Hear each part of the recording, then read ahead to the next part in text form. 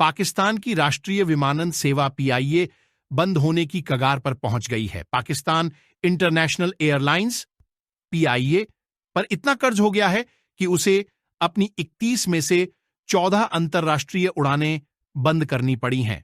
कई खाड़ी देशों में ईंधन के लिए भुगतान न कर पाने की वजह से पीआईए के विमानों को उड़ने से रोक दिया गया। पीआईए के डायरेक्टर ने कहा है कि अगर इमरजेंसी फंड मुहैया न कराया गया तो इस राष्ट्रीय विमानन सेवा पर किसी भी समय ताला लग सकता है। पिछले महीने ही पाकिस्तान सरकार ने बताया था कि वो घाटे में चल रही पीआईए के निजीकरण की तैयारी में है। इसके लिए एक उच्च स्तरीय कैबिनेट कमेटी भी गठित की गई। वित्त मंत्री इशाक डार की अगुवाई में कैबिनेट कमेटी ऑफ प्राइवेटाइजेशन में इस पर फैसला भी हुआ।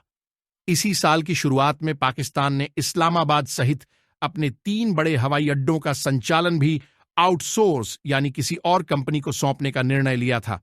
अधिकारियों के हवाले से समाचार एजेंसी रॉयटर्स ने बताया था कि पाकिस्तान इस्लामाबाद, कराची और लाहौर के हवाई अड्डों के संचालन के लिए कतर से संपर्क में है। पिछले सप्ताह पाकिस्तान के कार्यवाहक प्रधानमंत्री अनवर उल हक काकर ने पीआईए के पुनर्गठन पर चर्चा की। भारत और पाकिस्तान के बंटवारे से पहले 23 अक्टूबर को ओरिएंट एयरवेज लिमिटेड नाम से एक निजी एयरलाइन कंपनी का जन्म हुआ। ओरिएंट ने 1943 में रंगून अब यंगून से कलकत्ता अब कोलकाता तक विमान सेवा शुरू की। शुरू में कंपनी के पास न तो कुशल पायलट थे और न ही इंजीनियर। हालांकि बंटवारे के बाद इस विमानन सेवा से सफर करने वालों की संख्या हर साल दोगुनी होती गई।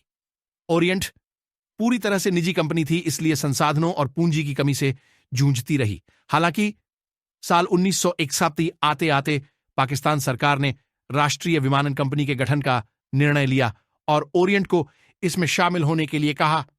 इसी मर्जर से 10 जनवरी 1955 को पाकिस्तान इंटरनेशनल एयरलाइंस का जन्म हुआ।